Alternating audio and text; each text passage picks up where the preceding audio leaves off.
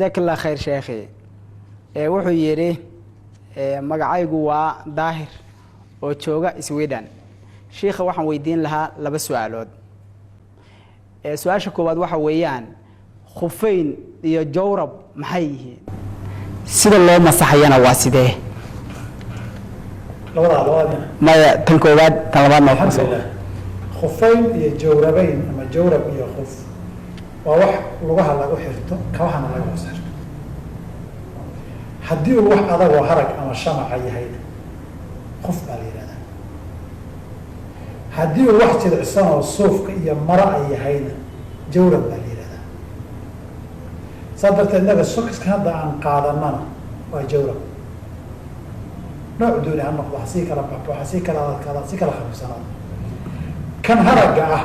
ama shamaca ka samaysanaya xilliga qabowyaha iyo dad qawiya dad bana xirtaan kaana khuf baa la yiraahdaa marka khuf iyo jawrab maxay kala yihiin haddaad tiraahdo waa labadaasi kaliya waayo hore qofka harag buu ahaan jiray la magdiyey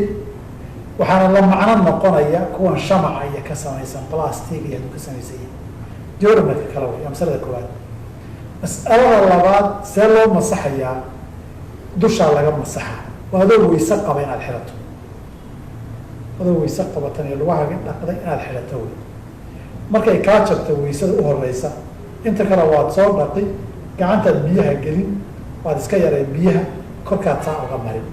hoosta lagama mariyo korka qaybta koraa la mariya anqawga korkiisii dabcan shuruud buu leeyahay baabu masax ala alkhufayni ee fuqahadu ka hadlaan bay leeyahay tahaaradiisii tahaara ku xidhatay inuusan intii uu camimo intii la dhaqi lahaa inaad ku socon karto si wax balaq oo dhacaya ahayn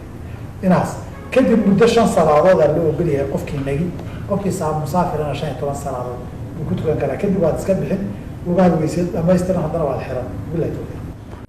جزاك الله خير شيخ. سؤال شيء صلبات